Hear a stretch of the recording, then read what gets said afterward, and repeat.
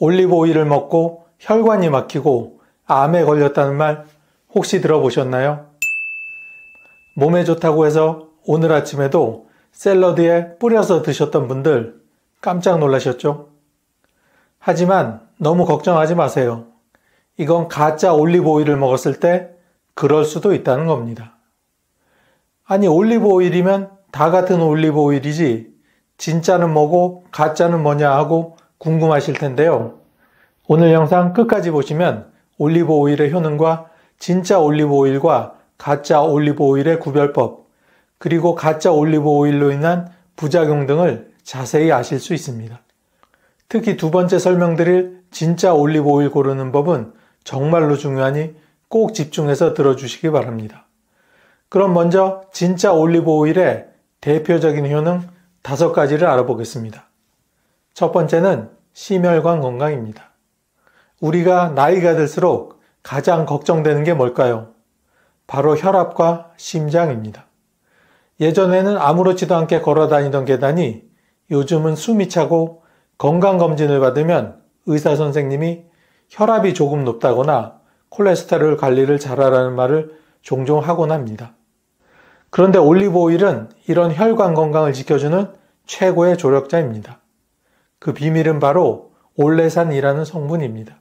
올레산은 올리브 오일 속에 풍부하게 들어있는 불포화 지방산으로 혈관 안을 깨끗이 청소하는 역할을 합니다. 한번 쉽게 말씀드려 볼까요? 혈관을 수도관이라고 한번 생각해 보세요. 오랜 세월이 지나면 관 안쪽에 녹이 슬고 찌꺼기가 쌓여 물이 잘 안 흐르게 되겠죠? 우리 혈관도 마찬가지입니다. 나이가 들어 혈관 속 나쁜 콜레스테롤이 혈관 벽에 붙어버리면 혈액이 원활히 흐르지 못하고 결국 막혀서 큰 병을 일으킵니다.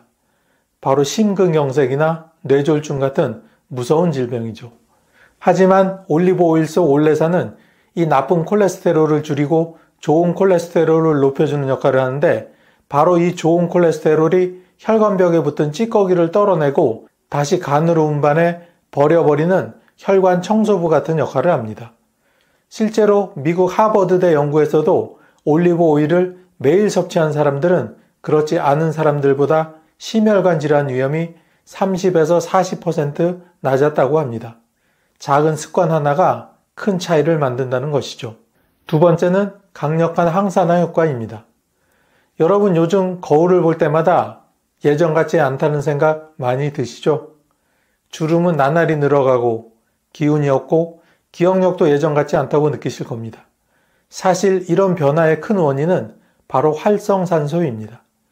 활성산소는 우리 몸이 숨쉬고 에너지를 만드는 모든 과정에서 자연스럽게 생기게 되지만 너무 많아지면 세포를 공격하고 몸을 서서히 병들게 만듭니다. 자동차도 관리하지 않으면 녹이 슬듯 우리 몸도 활성산소 때문에 노화가 더욱 빨라지게 됩니다. 그런데 올리브 오일 속에는 이 활성산소를 막아주는 항산화 물질이 듬뿍 들어 있습니다. 대표적으로 비타민 E와 폴리페놀이 있습니다. 이 성분들은 몸속에서 쉴 새 없이 돌아다니며 활성산소를 제거해 세포를 지켜줍니다. 피부에 주름이 덜 생기고 머리도 더 맑아지고 피로감도 줄어드는 이유가 바로 여기에 있습니다. 실제로 스페인에서 진행된 연구에서는 올리브 오일을 꾸준히 먹은 사람들이 피부 보습력과 탄력 면에서 훨씬 더 높게 유지된다는 결과가 나왔습니다. 세 번째는 소화 건강 및 변비 예방입니다. 나이가 들면 소화가 예전 같지 않습니다. 속이 금세 더부룩하고 밤에 잘 때는 위산이 올라와 가슴이 화끈거릴 때가 가끔 있습니다. 그리고 또 우리 어르신들께서 가장 불편해하는 것 중 하나가 바로 변비입니다. 올리브 오일을 드시면 이런 소화기 문제에도 큰 도움이 됩니다. 첫째, 위 점막을 자연스럽게 코팅해 위산이 과도하게 분비되는 것을 막아주며 위산이 역류해 식도를 자극하는 걸 막아줍니다. 둘째, 올리브 오일이 장 속으로 내려가면서 마치 기름칠을 하듯 장을 부드럽게 해서 변이 잘 나오도록 도움을 줍니다. 저 먼 지중해 지역에서는 아침마다 공복에 올리브 오일 한 숟가락을 마시는 전통이 있습니다. 이렇게 하면 속이 더 편안하고 대변이 부드러워져 변비가 자연스럽게 해소됩니다. 실제 연구에서도 변비 환자에게 올리브 오일을 섭취하게 했더니 80% 이상에서 증상이 개선되었다는 결과가 있습니다. 네 번째는 두뇌 건강 및 치매 예방입니다. 어르신들이 가장 두려워하는 질병 중 하나가 뭘까요? 바로 치매일 겁니다. 몸이 조금 불편한 것은 참을 수 있지만 기억을 잃고 사랑하는 가족을 못 알아보는 건 정말 가슴 아픈 일이죠. 그런데 희망적인 소식이 있습니다. 올리브 오일 속 불포화 지방산과 항산화 성분이 뇌 건강을 지켜준다는 사실이 여러 연구에서 속속 밝혀지고 있기 때문입니다. 불포화 지방산은 뇌세포막을 튼튼하게 만들어 신경신호가 잘 전달되게 하고 혈액순환을 원활하게 해 뇌로 산소와 영양이 잘 공급되도록 도움을 줍니다. 항산화 성분은 뇌세포가 손상되는 것을 막아 기억력 저하를 늦춰주는 역할을 하죠. 미국 컬럼비아대 연구에서는 지중해식 식단을 꾸준히 먹은 사람들의 치매 발병률이 그렇지 않은 사람보다 40% 가까이 낮았다고 보고했는데 그 중심에 바로 올리브 오일이 있었습니다. 다섯 번째는 항염증 효과입니다. 여러분 나이가 들면 여기저기 안 아픈 곳이 없죠? 무릎은 시리고 허리가 뻐근하고 어깨가 결리는 건 단순한 노화 때문이기도 하지만 그 뿌리는 바로 염증입니다. 올리브 오일 속에는 올레오칸탈이라는 아주 특별한 성분이 있습니다. 이 성분은 진통제, 이부프로펜과 작용 원리가 비슷할 정도로 강력한 항염 효과를 냅니다. 그래서 관절이 붓고 아픈 분들이 올리브 오일을 꾸준히 섭취하면 통증이 완화되었다는 보고가 많은 것입니다. 염증은 단순히 관절만 아프게 하는 것이 아닙니다. 온몸에 퍼져서 심혈관 건강, 당뇨, 암까지 불러올 수 있습니다. 따라서 염증을 줄이는 것이 건강 장수의 비결인데 올리브 오일은 약처럼 부작용 없이 이를 도와줍니다. 그럼 이러한 좋은 효능들을 제대로 누리려면 도대체 어떤 올리브 오일을 골라야 할까요? 첫 번째, 반드시 엑스트라 버진 올리브 오일인지를 확인해야 합니다. 올리브 오일에는 여러 등급이 있습니다. 크게 나누면 엑스트라 버진, 버진, 퓨어, 포마스 이렇게 구분이 되는데요. 이 중 진짜 올리브 오일의 가치를 담고 있는 것은 바로 엑스트라 버진 올리브 오일입니다. 엑스트라 버진 올리브 오일은 올리브 열매를 수확한 뒤 화학 처리를 하지 않고 첫 번째 압착에서 얻은 기름을 말합니다. 그래서 신선한 과일즙처럼 향과 영양이 고스란히 담겨 있습니다. 항산화 성분인 폴리페놀, 비타민 E도 풍부하게 들어있고요. 반면 퓨어나 포마스라고 쓰여 있는 오일은 사실상 품질이 매우 낮습니다. 퓨어는 정제유와 약간의 버진 오일을 섞어 만든 것이고 포마스는 올리브 찌꺼기에서 화학 용매로 짜낸 기름이라 건강 효과를 거의 기대하기 어렵습니다. 이런 건 차라리 사시지 않는 것이 좋습니다. 실제로 유럽에서는 가짜 올리브 오일 사건이 끊임없이 발생하는데 그 이유가 바로 이런 등급 문제입니다. 소비자들은 겉으로만 올리브 오일이라고 써 있으면 다 같은 줄 알고 사지만 사실 건강 효과는 하늘과 땅 차이입니다. 따라서 꼭 기억하셔야 합니다. 라벨에 엑스트라 버진이라는 단어가 확실하게 있는지 확인해야 합니다. 이 한 글자가 바로 진짜 올리브 오일을 구별하는 첫 번째 기준입니다. 두 번째는 저온 압착 또는 첫 압착 확인입니다. 좋은 올리브 오일은 어떻게 짜냈느냐가 중요합니다. 아무리 좋은 올리브 오일이라도 고온에서 기름을 짜내면 영양 성분이 대부분 파괴됩니다. 그래서 올리브 오일의 품질을 보장하는 방식이 바로 저온 압착입니다. 저온 압착은 이름 그대로 열을 가하지 않고 낮은 온도에서 물리적인 기계적 압력만으로 기름을 뽑아내는 방식입니다. 이렇게 하면 올리브 오일 열매에 들어있는 항산화 성분, 비타민, 미네랄이 그대로 살아남습니다. 또 하나 중요한 용어가 퍼스트 프레스입니다. 올리브를 처음 눌러 짜냈을 때 나오는 기름이라는 뜻인데 이 첫 기름이 가장 향도 좋고 영양가도 높습니다. 반대로 고온 정제를 거친 올리브 오일은 영양소가 많이 파괴되고 심지어 트랜스 지방 같은 해로운 성분이 생길 수 있습니다. 즉 겉보기엔 올리브 오일 같지만 몸속에서는 전혀 다른 기름으로 작용하는 겁니다. 반드시 라벨에 콜드 프레시드 또는 퍼스트 프레시드가 적혀 있는지 확인하시기 바랍니다. 이 문구가 없다면 영양소가 이미 많이 사라진 기름일 가능성이 매우 큽니다. 세 번째는 산도 0.8% 이하를 고르는 것입니다. 올리브 오일의 품질을 가장 객관적으로 보여주는 지표가 있습니다. 바로 산도입니다. 산도란 올리브 오일 속에 포함된 유리지방산의 양을 말합니다. 이 수치가 낮다는 건 올리브가 신선한 상태에서 바로 압착되었다는 의미이고, 높다는 건 오래된 원료를 쓰거나 추출 과정에서 산화가 일어났다는 뜻입니다. 세계 올리브 오일 협회는 산도가 0.8 이하일 때만 엑스트라 버진으로 인정합니다. 즉 산도가 낮을수록 좋은 오일이라는 뜻입니다. 문제는 일부 제품이 겉에 엑스트라 버진이라고 표시해놓고도 실제 산도가 1% 이상인 경우가 있다는 겁니다. 특히 해외에서 오래 보관된 뒤 들어오는 제품은 이미 산도가 올라가 신선하지 않을 수 있습니다. 따라서 라벨에 산도 0.8% 이하라는 표기가 있는지 반드시 확인해야 합니다. 이 한 줄이 올리브 오일의 신선도 보증서라고 할 수 있습니다. 네 번째는 진한 유리병의 용기 색깔입니다. 여러분, 좋은 올리브 오일은 겉모습에서도 구분할 수 있습니다. 바로 용기 색깔입니다. 올리브 오일은 빛과 산소에 매우 약합니다. 특히 자외선을 받으면 금세 산패가 일어나 영양 성분이 대부분 파괴되고 맛도 변하게 됩니다. 그래서 고급 올리브 오일일수록 반드시 짙은 녹색이나 갈색 유리병에 담깁니다. 반대로 투명 플라스틱 병이나 얇은 병에 담긴 오일은 보관 과정에서 이미 산패가 진행됐을 가능성이 큽니다. 또 플라스틱은 장기간 저장 시 미세 화합물질이 기름에 섞일 수 있다는 점도 문제가 되곤 합니다. 실제로 유럽의 유명 브랜드들은 하나같이 두꺼운 녹색 유리병을 씁니다. 그것이 바로 오일을 보호하기 위한 최소한의 장치이기 때문입니다. 따라서 올리브 오일을 고를 때는 반드시 용기를 보셔야 합니다. 투명 플라스틱 병은 저품질, 짙은 유리병은 좋은 품질이라고 생각하시면 됩니다. 그리고 개봉 후에는 햇볕이 잘 닿지 않는 서늘한 곳에 보관하고 6개월 안에 반드시 다 드시는 게 가장 안전합니다. 다섯 번째는 생산자와 수확 연도의 확인입니다. 올리브 오일은 결국 농산물입니다.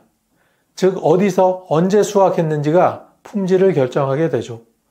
대표적인 산지는 스페인, 이탈리아, 그리스, 터키 등 지중해 연안 국가들입니다. 이곳은 햇볕이 강하고 비가 적당히 와서 올리브가 가장 잘 자랍니다. 하지만 같은 나라 제품이라도 수확 연도가 다르면 품질 차이가 크게 납니다. 모든 농산물이 그렇겠지만 올리브 오일은 특히 신선할수록 좋습니다. 시간이 지나면 향이 줄고 산도가 올라가 품질이 떨어지기 때문입니다.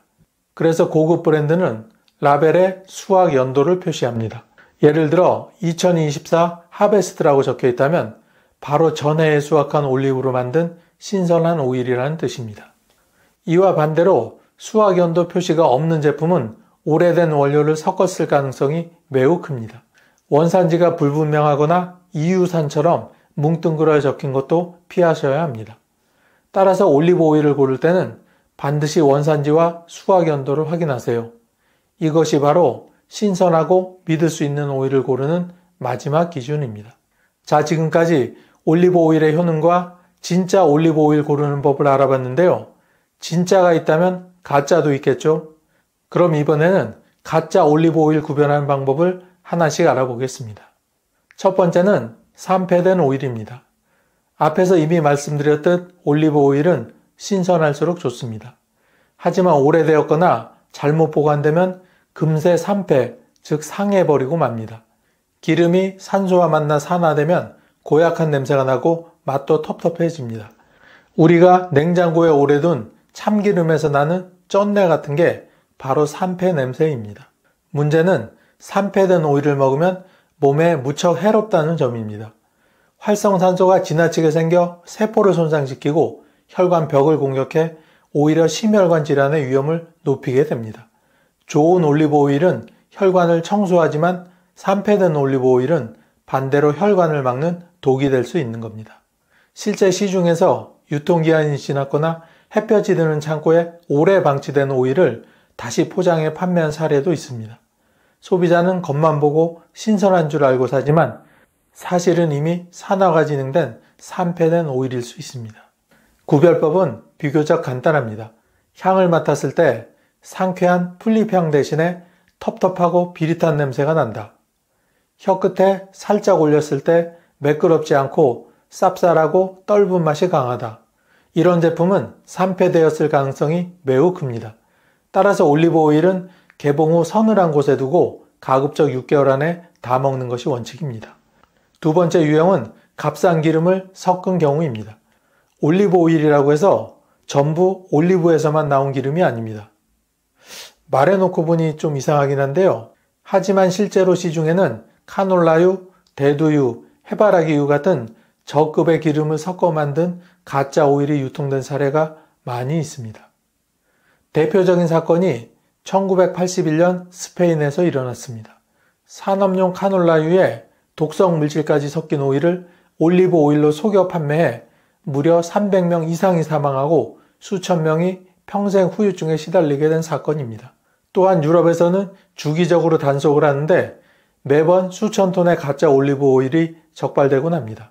원래는 등불용 기름을 식용으로 둔갑시킨 제품입니다. 이런 오일에는 영양 성분이 거의 없고 오히려 인체에 해로울 수 있습니다. 이처럼 저급의 기름을 섞은 오일은 보통 가격이 지나치게 저렴합니다. 대용량인데도 다른 브랜드의 절반 이하 가격이라면 의심해 보셔야 합니다.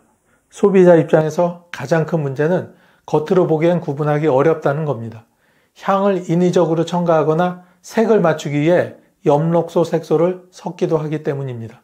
결국 믿을 건 라벨의 투명성과 신뢰할 수 있는 브랜드뿐입니다. 유튜브에 많이 떠돌아다니는 간단하게 확인하는 방법도 있습니다. 엑스트라 버진 올리브 오일은 냉장 보관하면 얼마 지나지 않아 병 속에서 굳어지게 되는데 가짜 올리브 오일은 하루가 지나도 전혀 굳지 않고 묽은 상태를 유지합니다. 세 번째 유형은 라벨을 속이거나 유명 브랜드를 위조하는 방식입니다. 1911년 미국에서는 유명 브랜드 필리포 베리오를 사칭해 면한 씨유가 섞인 가짜 오일이 판매된 사건이 있었습니다. 최근에는 2024년 이탈리아에서 42톤의 가짜 엑스트라 버진 올리브 오일이 적발되었는데 실제 내용물은 값싼 기름에 엽록소와 향을 넣어 고급 오일처럼 둔갑시킨 저급의 제품이었습니다. 문제는 소비자 입장에서 이런 제품을 구별하기가 너무 어렵다는 것입니다. 포장 디자인이나 병 모양, 심지어 향까지 정교하게 흉내내기 때문에 일반인 눈으로는 진짜인지 가짜인지 알 수가 없습니다. 네 번째 유형은 품질 정보가 불투명한 오일입니다. 좋은 올리브 오일은 반드시 산도와 원산지, 수확 연도를 표기합니다. 하지만 저품질 오일은 이런 정보가 아예 없습니다. 단순히 이탈리아산, 스페인산 정도만 적혀 있거나 심지어 EU산처럼 뭉뚱그려 표기하기도 합니다. 문제는 이런 제품일수록 오래된 원료를 섞거나 여러 지역에서 수입한 기름을 섞어 판매하는 경우가 많다는 점입니다. 겉으로는 엑스트라 버진이라고 적혀 있지만 실제로는 품질을 보장할 수 없는 경우가 대부분입니다. 특히 수확 연도가 표기되지 않은 제품은 이미 2, 3년 된 원료일 가능성이 큽니다. 시간이 지나면 향은 사라지고 산도가 올라가 건강 효과는 거의 없어집니다. 따라서 올리브 오일을 고를 때는 반드시 뒷면 라벨을 꼼꼼히 확인해야 합니다. 산도 표기는 0.8% 이하, 원산지는 어느 나라인지 정확하게 표기가 되어야 하며 수확 연도가 명확히 적힌 제품만 신뢰할 수 있습니다. 그럼 이런 가짜 올리브 오일을 먹으면 우리 몸에 어떤 해로운 영향이 있을까요? 첫 번째는 혈관 건강의 악화입니다. 올리브 오일은 원래 혈관 청소부라고 불릴 만큼 혈관을 깨끗하게 지켜주는 음식입니다. 그런데 가짜나 산패된 올리브 오일을 먹으면 이 효과는커녕 오히려 혈관을 공격하는 무서운 도구로 돌변하게 됩니다. 기름이 오래되거나 잘못 보관되면 산화가 일어나 산패가 발생합니다. 산패된 기름을 섭취하면 체내에 활성산소가 과도하게 발생하게 되는데 이 활성산소는 혈관 벽을 손상시키고 염증을 일으켜 혈관이 좁아지고 딱딱해지는 원인이 됩니다. 쉽게 말해 원래 올리브 오일은 혈관 속의 찌꺼기를 청소하는 역할을 하지만 상한 올리브 오일은 오히려 찌꺼기를 더 쌓이게 하는 셈입니다. 수도관을 깨끗이 청소하는 게 아니라 녹과 흙을 오히려 부어버리는 것과 같지요. 실제로 유럽 연구에서도 산패된 기름을 장기간 섭취한 그룹은 그렇지 않은 그룹보다 심혈관 질환 발생 위험이 크게 높았다는 연구 결과가 나왔습니다. 혈압이 잘 안 잡히고 협심증이나 심근경색 같은 무서운 병으로 이어질 수 있는 겁니다. 두 번째는 체내 염증 증가입니다. 가짜 올리브 오일 중에는 값싼 카놀라유, 대두유, 해바라기유 같은 저급의 기름을 섞어 만든 것이 매우 많습니다. 이들 기름은 대부분 고온 정제를 거치는데 이 과정에서 트랜스 지방이 생깁니다. 트랜스 지방은 세계보건기구에서도 섭취량을 0에 가깝게 줄여야 한다고 경고하고 있을 정도로 위험한 성분입니다. 왜냐하면 체내 염증을 크게 유발하기 때문이죠. 염증이란 단순히 관절이 붓고 아픈 수준을 넘어 몸속에서 만성적으로 진행되며 심혈관 질환, 당뇨, 비만, 암까지 이어질 수 있습니다. 또 저급의 오일에는 정제 과정에서 남은 화학 부산물이 들어있을 가능성도 있습니다. 이런 성분은 간에서 해독해야 하는데 나이가 들수록 간 기능이 약해지므로 더 큰 부담이 되게 됩니다. 그 결과 피로가 쉽게 오고 소화불량이나 혈당 불안정 같은 증상이 나타나게 됩니다. 예를 들어 좋은 올리브 오일을 먹으면 관절이 덜 붓고 몸이 가벼워지는 느낌을 받을 수 있지만 나쁜 올리브 오일을 먹으면 오히려 몸이 무겁고 여기저기 쑤시는 증상이 나타날 수 있습니다. 즉 가짜 올리브 오일은 몸속에 불을 끄는 게 아니라 오히려 불을 지르는 기름이라고 할 수 있습니다. 세 번째는 노화 촉진입니다. 올리브 오일이 건강에 좋은 이유 중 하나는 풍부한 항산화 성분 덕분입니다. 엑스트라 버진 올리브 오일에는 폴리페놀과 비타민 E가 풍부하게 들어있어 세포를 늙게 하는 활성산소를 제거해 줍니다. 그래서 피부 주름을 늦추고 뇌세포를 지켜 기억력 감퇴를 막아주게 되죠. 그런데 가짜 올리브 오일이나 저품질의 오일은 정제 과정에서 이런 항산화 성분이 모두 사라지게 됩니다. 즉 이름만 올리브 오일일 뿐 실제로는 빈 껍데기 기름인 셈입니다. 항산화 성분이 없는 기름을 먹으면 어떤 일이 벌어질까요? 몸속 활성산소가 쌓여 세포가 빨리 늙습니다. 피부는 금세 건조해지고 주름이 늘며 머리도 자주 멍해지고 기억력 감퇴가 빨라질 수 있습니다. 실제로 한 연구에서는 진짜 올리브 오일을 꾸준히 먹은 그룹은 피부 수분량과 탄력이 유지되었지만 저품질의 오일을 먹은 그룹은 아무런 효과가 없었다는 연구 결과가 있었습니다. 네 번째는 간과 소화기에 부담을 줍니다. 올리브 오일은 원래 위와 장을 부드럽게 해 소화에 도움을 줍니다. 하지만 가짜 오일은 오히려 간과 소화기에 큰 부담을 줍니다. 저품질 오일은 정제 과정에서 화학 용매를 사용하기도 하고 보관 중 산패가 진행되면서 독성 부산물이 생기기도 합니다. 이런 성분들은 소화기관을 자극하고 간에서 해독해야 하는데 특히 시니어들은 간 기능이 예전만 못하기 때문에 그 부담이 더 크게 다가옵니다. 결과적으로 속이 더부룩하거나 잦은 소화불량, 만성 피로 같은 증상이 나타날 수 있습니다. 장기간 섭취하면 지방간, 간 기능 저하로 이어질 위험도 있습니다.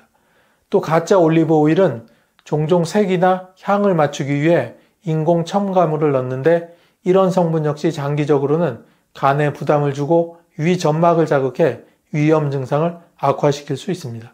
즉 건강을 위해 먹은 줄 알았던 오일이 오히려 간을 혹사시키고 속을 불편하게 만드는 독이 될 수 있는 것입니다. 80세 누군가는 여전히 내 힘으로 험한 산을 오르고 또 누군가는 휠체어에 앉아 하루 종일 창밖만 바라봅니다. 여러분, 무엇이 이 차이를 만들었을까요? 대부분의 사람들은 나이 탓이라고 말합니다. 하지만 그것은 답이 될 수 없습니다. 이 문제의 본질적인 해답은 바로 60대의 생활 습관 차이입니다. 오늘 영상에서는 80대에도 마음껏 걷고 뛸 수 있게 해주는 방법 중 지금 바로 실천 가능한 5가지 방법을 알려드립니다. 80대에 휠체어를 멀리하고 싶다면 이 영상 꼭 끝까지 시청해 주세요. 내용이 다소 길 수 있지만 정말로 여러분께 뼈가 되고 살이 되는 소중한 정보입니다. 나이 들면 걷기 힘들어지는 몇 가지 원인을 간단히 알아보겠습니다.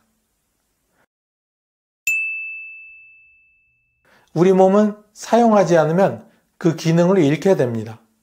특히 60대 이후부터는 근육이 급격하게 줄어드는 근감소증 현상이 시작됩니다. 예전처럼 계단을 2칸씩 오르던 그 힘이 사라지고 오랫동안 서 있기도 어려워지며 다리에 쉽게 지가 나고 체력이 금방 떨어지는 느낌이 자주 든다면 근육 감소가 이미 진행되고 있다는 신호입니다. 이 근감소증은 매우 조용히 그러나 확실하게 진행됩니다.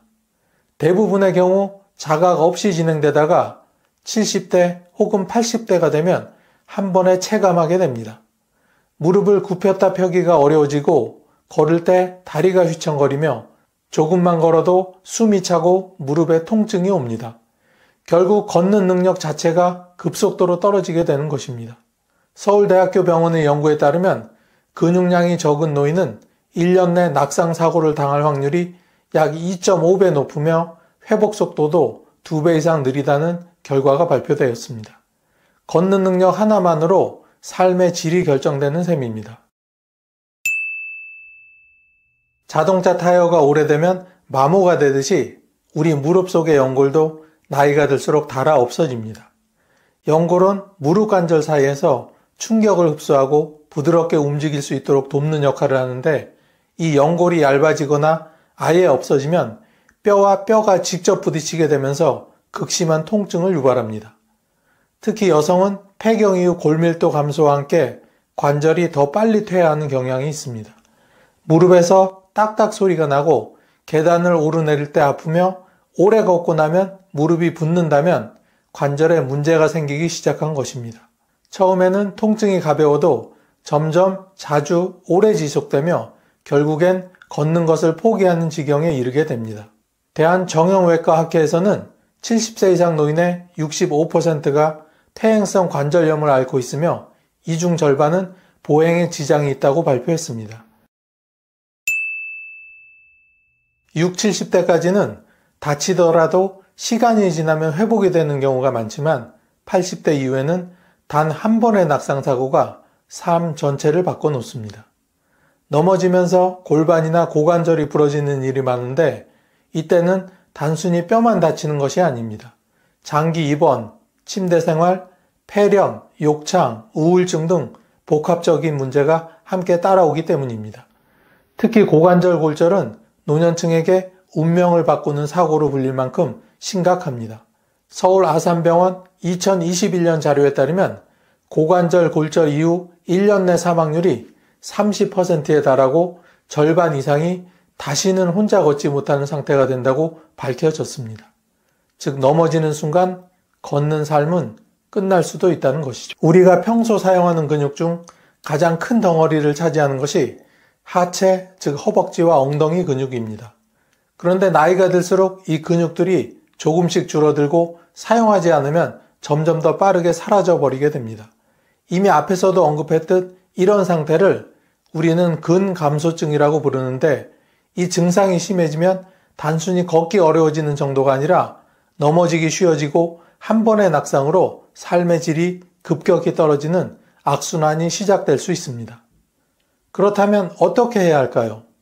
특별한 장비나 헬스장 없이도 집안에서 매일 실천할 수 있는 가장 간단하면서도 효과적인 방법이 바로 의자 일어나기 운동입니다. 이 운동은 앉았다가 일어나는 동작을 반복하는 것으로 하체의 주요 근육을 골고루 사용하게 되어 근육 유지에 큰 도움이 됩니다. 방법은 이렇습니다. 먼저 등받이가 있는 식탁 의자나 소파에 앉습니다. 허리를 곧게 펴고 양팔은 가슴 위로 교차시켜 팔에 기대지 않도록 합니다. 그 다음 천천히 일어났다가 다시 앉는 동작을 반복하는데 이때 무릎이 너무 앞으로 나오지 않도록 주의해야 하며 허벅지 힘으로만 일어나는 것이 중요합니다. 처음에는 하루 10회 정도 아침 저녁으로 2세트 정도 하면 좋고 익숙해지면 점차 횟수를 늘려가는 것이 좋습니다. 고려대 병원의 연구에 따르면 이러한 단순한 의자 일어나기 운동만으로도 6주 후 하체 근육량이 평균 15%나 증가했고 낙상 위험 역시 크게 줄어들었다고 합니다. 인생을 살아가면서 우리는 수많은 음식을 접하고 하루 3번의 식사를 통해 에너지를 얻습니다. 하지만 나이가 들면서 무릎이 시큰거리기 시작하고 조금만 걸어도 관절이 붓거나 통증이 생기는 것을 느끼게 됩니다. 이럴 때 많은 분들이 병원에 가서 약을 찾거나 주사 치료를 고민하곤 하시죠. 그런데 여기서 우리가 꼭 알아야 할 사실이 하나 있습니다. 바로 우리가 매일 먹는 음식이 그 무릎 통증의 원인이자 해답이 될 수 있다는 것입니다.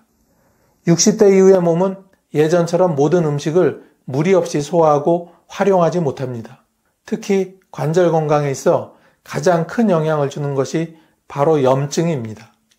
무릎 안쪽에 있는 연골이 닳게 되면 그 부위에 염증 반응이 생기고 이로 인해 관절 주위에 부종이 생기며 통증이 발생하게 됩니다. 이 상태가 계속되면 관절이 부어오르고 굳어지며 결국 걷는 것이 고통이 되고 맙니다. 하지만 다행히도 이 염증은 음식을 통해 조절할 수 있다는 점에서 희망이 있습니다. 항염식단, 말 그대로 염증을 줄여주는 식사법입니다. 평소 우리가 자주 먹는 식재료 중에도 염증을 완화하고 관절을 보호하는 것들이 많습니다. 예를 들어 등푸른 생선, 올리브유, 토마토, 브로콜리 같은 식품들은 모두 천연 항염 성분을 다량 함유하고 있습니다. 특히 고등어나 연어, 꽁치 같은 생선에는 오메가3 지방산이 풍부하여 관절 내부의 염증 물질 생성을 억제해주고 관절의 움직임을 부드럽게 유지시켜줍니다. 올리브유 또한 무시할 수 없는 힘을 가집니다. 일반적인 식용유 대신 올리브유를 사용하면 염증 수치를 낮출 수 있으며 요리에 한 큰술씩만 첨가해도 충분한 효과를 볼 수 있습니다. 토마토나 브로콜리, 시금치 같은 채소에는 항산화 성분인 리코펜과 비타민 C가 풍부하여 연골 세포의 손상을 줄이고 회복을 돕는 역할을 합니다. 매 끼니 토마토 샐러드나 데친 브로콜리를 조금씩 곁들이는 것만으로도 무릎 건강에 큰 도움이 됩니다. 미국 존스 호킨스 대학에서 진행한 연구에서는 염증성 관절염 환자들에게 지중해식 식단을 적용한 결과 단 12주 만에 관절 통증이 평균 30% 이상 감소했다는 결과가 발표된 바가 있습니다. 이는 약을 먹지 않고도 식단만으로 염증을 조절할 수 있다는 중요한 근거가 됩니다. 많은 분들이 무릎이 아프거나 관절이 뻣뻣하다고 느낄 때는 근육이나 연골만을 떠올리곤 합니다. 그러나 우리가 절대 놓쳐서 안 되는 것이 있습니다. 바로 뼈 건강입니다. 겉으로 드러나진 않지만 무릎 속에서 몸을 지탱해주는 뼈가 약해지면 관절은 제대로 기능할 수 없고 단단했던 다리는 점점 힘을 잃게 됩니다. 그리고 어느 순간 아주 작은 충격에도 쉽게 부러지는 상태, 즉 골다공증이라는 무서운 병으로 이어질 수 있습니다. 특히 60대 이후부터는 뼈 건강을 더 각별히 신경 써야 합니다. 여성은 폐경 이후 에스트로겐이 급격히 줄어들며 골밀도가 감소하기 시작하고 남성 역시 나이가 들수록 뼛속 칼슘이 빠져나가면서 점점 뼈가 약해집니다. 눈에 보이지 않아 더 무섭고 한 번의 손상이 오면 회복이 매우 더딘 것이 바로 뼈입니다. 여기서 중요한 두 가지 영양소가 있습니다. 하나는 칼슘, 그리고 또 하나는 비타민 D입니다. 칼슘은 뼈를 구성하는 가장 기본적인 재료입니다. 그러나 문제는 우리가 칼슘을 아무리 많이 먹어도 몸에 제대로 흡수되지 않으면 아무 소용이 없다는 것입니다. 이때 필요한 것이 바로 비타민 D입니다. 비타민 D는 칼슘이 몸 안으로 들어와 잘 쓰일 수 있도록 도와주는 역할을 합니다. 두 영양소는 언제나 한 세트로 생각해야 합니다. 그렇다면 이 두 가지를 어떻게 섭취해야 할까요? 칼슘은 멸치, 우유, 두부, 시금치, 치즈 같은 음식에 많이 들어 있습니다. 예를 들어 하루에 우유 한 컵, 두부 한 모, 멸치 한 줌만 섭취해도 어느 정도 칼슘 섭취가 이루어집니다. 하지만 문제는 식사량이 줄어들거나 소화가 잘 안 되는 경우가 많다는 것입니다. 그래서 음식만으로 부족할 때는 보충제를 통해 도움을 받을 필요도 있습니다. 비타민 D는 햇볕을 통해 자연 생성되는 영양소입니다. 하루 15분에서 20분만 햇볕을 쬐어도 체내에서 비타민 D가 만들어지기 시작합니다. 그러나 최근에는 외출이 줄고 자외선을 꺼리는 문화가 확산되면서 비타민 D 결핍이 흔해졌습니다. 달걀 노른자나 연어 같은 식품에도 비타민 D가 들어있지만 햇빛과 식사만으로 부족할 경우 의사와 상담을 통해 보충제를 섭취하는 것도 좋은 방법입니다. 한 설문조사에 따르면 60대 이상의 대부분이 칼슘과 비타민 D의 하루 권장량을 절반도 채우지 못하고 있으며 이로 인해 골밀도 저하 및 고관절 골절의 위험이 매우 높아지고 있다고 합니다. 특히 고관절 골절은 80대 이후 가장 위험한 부상 중 하나로 낙상 후 뼈가 부러지면 다시 걷지 못하는 경우가 많고 장기 입원으로 폐렴이나 욕창 등의 2차 질환이 동반되어 생명을 위협하기도 합니다. 우리의 하루는 앉는 시간으로 가득 차 있습니다. 아침에 일어나 식탁에 앉고 잠깐 청소를 한 뒤 다시 소파에 앉아 TV를 봅니다. 오후에는 신문을 읽거나 휴식을 취하고 저녁을 먹고 나서는 침대에 누워 하루를 마무리하며 휴대폰을 만지작거리게 되죠. 이렇게 보면 대부분의 시간을 앉아있거나 누워있는 자세로 보내는 것이 현실입니다. 편하고 익숙한 자세지만 사실 이 습관이 우리 몸, 특히 하체 건강에 얼마나 치명적인 영향을 주는지 아는 분은 많지 않습니다. 앉아있는 시간이 길어지면 우리가 걷는데 가장 중요한 다리 근육이 서서히 약해지기 시작합니다. 특히 엉덩이, 허벅지, 종아리 같은 큰 근육들의 활동이 멈추고 시간이 지나면 근위축이라는 현상이 나타납니다. 이 현상은 말 그대로 근육이 쪼그라들고 힘을 잃는 상태입니다. 처음에는 다리에 힘이 부족한 느낌으로 시작되지만 시간이 지날수록 계단 오르기가 힘들고 오래 서 있으면 무릎이 아프고 균형을 잡기 어려워지는 등 일상에 큰 영향을 미치게 됩니다. 한 연구에서는 하루 8시간 이상 앉아있는 노인들이 1년 후 하체 근육량이 10에서 15% 줄어들었다는 결과도 있었습니다. 특히 70대 이후에는 이 근육 감소 속도가 더 빠르고 한 번 줄어든 근육은 다시 회복하는데 더 많은 시간과 노력이 필요하다는 점에서 매우 중요합니다. 그렇다면 우리는 어떻게 해야 할까요? 정답은 단순합니다. 앉아있는 시간을 줄이고 짧게라도 자주 움직이는 습관을 만드는 것입니다. 예를 들어 TV를 보다가 광고가 나오면 일어나서 방 안을 한 바퀴 걷거나 주방까지 물을 가지러 가는 것도 좋은 방법입니다. 제자리에서 무릎을 굽혔다 펴는 동작을 반복해도 좋습니다. 이렇게 한 시간에 한 번만 움직여도 다리 근육은 훨씬 더 오래 건강을 유지할 수 있습니다. 살다 보면 어느 순간부터 체중계에 올라가는 것이 두려워질 때가 있습니다. 예전보다 움직임이 줄고 식사는 줄어들지 않으니 자연스럽게 몸무게는 늘어나게 되죠. 그런데 많은 분들이 간과하는 것이 하나 있습니다. 바로 이 체중이 단순한 외모나 건강 지표를 넘어서 우리 무릎의 수명을 결정짓는 중요한 요소라는 사실입니다. 무릎은 하루 종일 우리의 몸을 지탱하고 있습니다. 걷고 서고 계단을 오르내리는 모든 동작에서 무릎은 늘 체중을 견뎌내고 있죠. 그런데 여러분, 체중이 1kg 늘어나면 무릎에는 약 3에서 4kg의 하중이 더해진다는 사실 혹시 알고 계셨나요? 즉 몸무게가 5kg만 늘어도 무릎은 하루 종일 15kg 이상의 짐을 더 지고 다니는 셈입니다. 이렇게 늘어난 부담은 곧 연골 마모로 이어지고 결국 관절염과 만성 통증으로 이어지게 됩니다. 실제로 서울대 연구에서는 정상 체중을 유지한 노인은 과체중 노인보다 무릎 관절 수명이 평균 8년 더 길다는 결과가 발표된 바가 있습니다. 이는 단순히 살을 빼라는 의미가 아니라 내 무릎을 더 오래 쓰기 위해 필요한 가장 기본적인 관리가 체중 조절이라는 것을 의미합니다. 그렇다면 어떻게 체중을 관리해야 할까요? 무리한 다이어트나 굶는 식사는 오히려 건강을 해칠 수 있습니다. 대신 식사량을 조금씩 조절하고 운동을 생활화하며 꾸준한 습관으로 관리해 나가는 것이 중요합니다. 예를 들어 하루 10분 정도의 산책이나 집안에서 제자리 걷기 운동만으로도 칼로리를 태우고 근육을 유지할 수 있습니다. 이때 무릎에 무리가 가지 않도록 너무 빠르게 걷기보다는 천천히 호흡을 맞춰 걷는 것이 좋습니다. 또한 식사 습관도 중요합니다.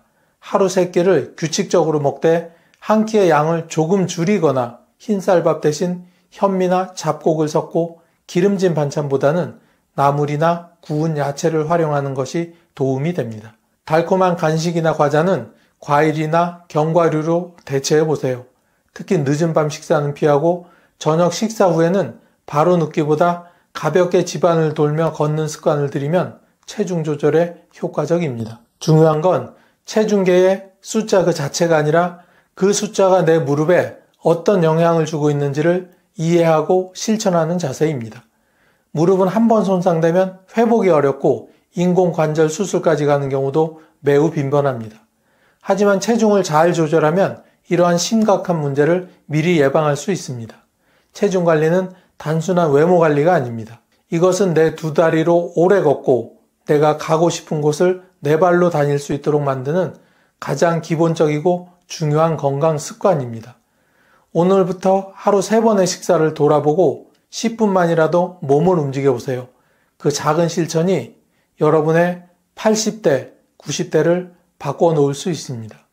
결국 걷는 삶을 오래 지키고 싶다면 무릎에 실리는 무게부터 덜어주는 것이 첫걸음이 되어야 합니다.